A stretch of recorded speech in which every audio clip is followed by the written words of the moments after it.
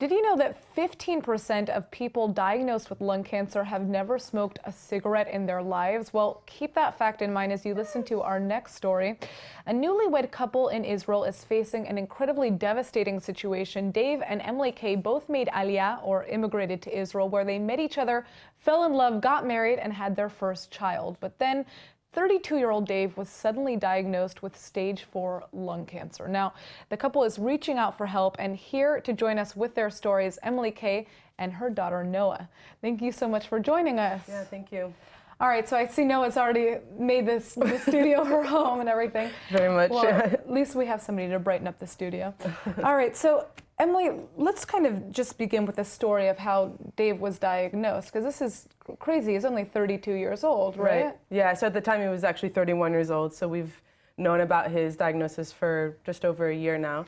We were actually traveling in Thailand when we started noticing some side effects, difficulty breathing and a little bit weak and tired. And we thought it was actually asthma, which is something that he was told that he had when he was younger. Mm-hmm. And so we just kind of treated it as best as we could. But the day after we came back from Thailand, he went straight into the medical care, not a hospital, but like something like that. And mm-hmm. It was there that they said, let's do an X-ray. And it kind of, just from there, we found out that he had some lumps in his lungs, and they did more scans, and we kept learning more about tumors in his brain, and it just kind of continued from there. Now, I think the craziest thing about this is you guys were just recently married as well, right? You were married in 2015. Yes. So this is you're starting your lives out, and this is a very big obstacle to be facing at, such an early time. Young baby here, as you can see. So, yeah. What have you been doing to combat this disease so far, and how has it impacted your life? It's been a huge transformation, as you can probably imagine. There's been a lot of compromises we've had to make. Just everything is sort of surrounded around his treatment plan. We kind of take it day by day. When he's feeling better, then we can take it a few days at a time. But it's really just allowed us to slow down and kind of even sometimes take it moment by moment and just see how he's feeling and what we can do to continue helping him and to continue giving him the treatment that he needs. That's pretty much our focus now in life. And speaking of this treatment, I understand, the way that we heard about your story was through social media. You have been reaching out to try to get the community to come together and help you out, because it's very expensive, obviously, going through this and dealing with all the treatments.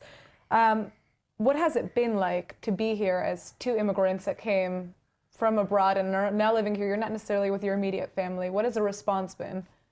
Before we launched the campaign, a lot of our sort of inner circles knew about it, and I have some extended family in Israel, and mm-hmm. they obviously knew about it.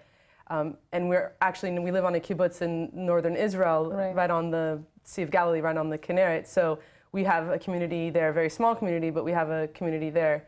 So they've really stepped it up. If it wasn't for our community, I don't know if we would be getting as far as we've gotten in terms of his treatment plan and in terms of our quality of life.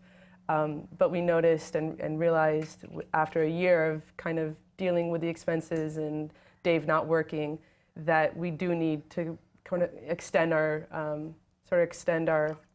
ask for help, and that was sort of what motivated me. So how can we help you? How can our viewers who are watching, help you guys out?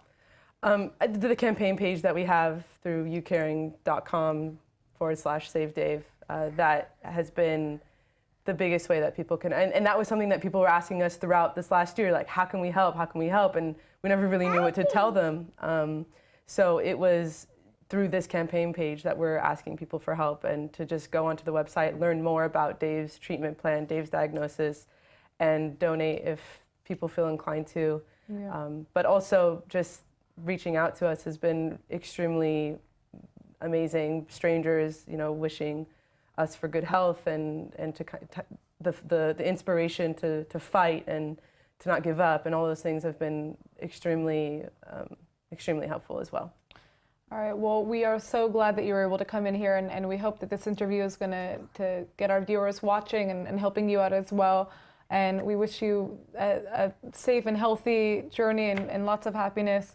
And for Noah to come back for a private interview. hopefully in the future. Absolutely, about her mime and what's that? Exactly. Yes. All right, well, thank you so much, Yeah. Emily. Thank you so much.